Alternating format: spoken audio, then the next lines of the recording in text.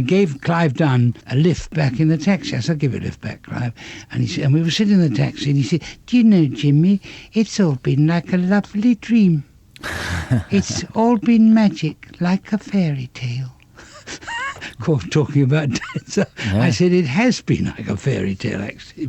One of those extraordinary things, everything was right. I don't know, it's extraordinary. Sometimes I have to pinch myself. I don't know how it happened, quite frankly. Of course, the inspiration for a lot of the things you did came from those war years, from your time in India and Burma with It Ain't Half Hot Mum and so on. And, of course, the many stories about, Dad's Army is something that everybody at that time related to because every village had one. Oh, yes, Martin. There were 2 million men under arms. And, of course, your time as a redcoat was the inspiration for Heidi High, I suppose, as well, wasn't it? Yeah, that was when I was a student at RADA. I loved my time at Butlins. The war was just over and everybody was having a wonderful time. You see, Martin, the thing is, there had been several pilots and ideas put into the BBC about doing a series about a holiday camp, and they did do one about a holiday camp, but it wasn't quite right because what the premise they took was that it was terrible and everybody was trying to get out and burrowing under the wire and prisoners of war, all the wrong jokes.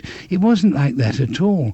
Butlins or any other holiday camp, people had a wonderful time. They loved it. So David and I took the premise that the people there were enjoying themselves, and that's what separated our idea from everybody else's. Can we talk about your years as a performer for a moment? Because a lot of people will recognise Jimmy Perry for all the comedy series we've mentioned and others as well, but not many perhaps will remember, your performance years, because we're talking about the 50s and early 60s really, aren't we? Yes. What sort of things did you do? I was in Weekly Rep, and my wife and I ran the Palace Theatre, Watford. We ran Weekly Rep there. And later I worked with John Hanson because I'm a singer. Strangely enough, David Croft is also a singer. And I toured with John Hanson. But the great turning point in my life, Martin, was I worked with the great Joan Littlewood at Theatre Workshop, Stratford East. Now, everybody talks about Dad's Army as the first major success. Of course, you'd written for television before then, hadn't you? People may remember Lollipop and The Gnomes of Dulwich and so on. Wonderful, Martin. As you say, an explosion in writing opportunities, and people were open to ideas, and I've had all sorts of wacky ideas. The Gnomes of Dulwich was the first situation comedy series ever done in colour. And it starred Terry Scott and Hugh Lloyd, and they were gnomes. We had colour separation overlay, which enabled them to look small, and the other, characters were human size. It was well received by the sort of lardy papers, and they wanted me to do some more, but I felt really that 6 was as much as we could manage, and I enjoyed that so much. It was so different, unique, so exciting. Lollipop was a series I did. Gosh, we're going back. And that was ATV, wasn't it? ATV, that's it. Because mostly I worked for the BBC. It starred Peggy Mount and Hugh Lloyd and Rex Garner and all sorts of people. Now, the great thing about all of the programmes we've mentioned, Dad's Army, It Ain't Half Hot Mum, all the recent ones, Heidi High and You Rang My Lord, is the characters.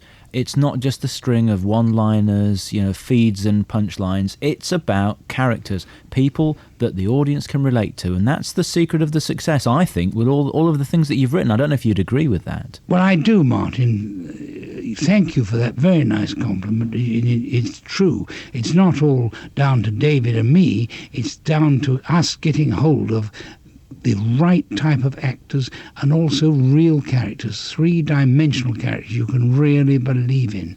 It always amazes me.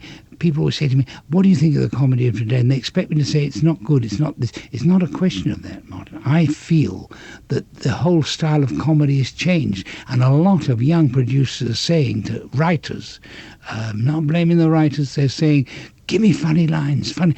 And I had this said to me many years ago, at Thames, when I did a series we won't talk about, you want more funny lines? I said, I'm sorry, I don't write funny lines.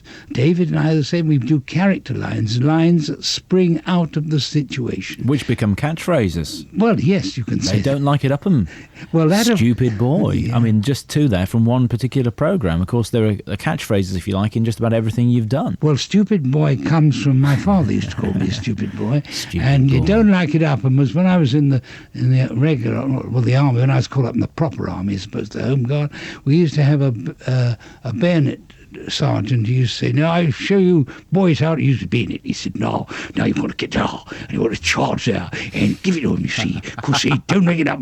They do make it up, you know what I mean? You've got to give a yell." Can't stand. They cannot abate. They'll kill steel, and that was true. Put that light up was always shouted out for people who hadn't got a proper blackout up. Stupid boy. Should I tell you? I remember my father saying that to me first time. My school report had come, and we were sitting having breakfast, and this is 1,000 years ago, and. He was reading the report which said, "This boy shows no ability for anything whatsoever. We fear for his future." And my father said, "What am I going to do with you? You must have some qualifications." And I said, "I don't need qualifications. I'm going to be a famous film star or a great comedian." He looked at me and he said, "You stupid boy."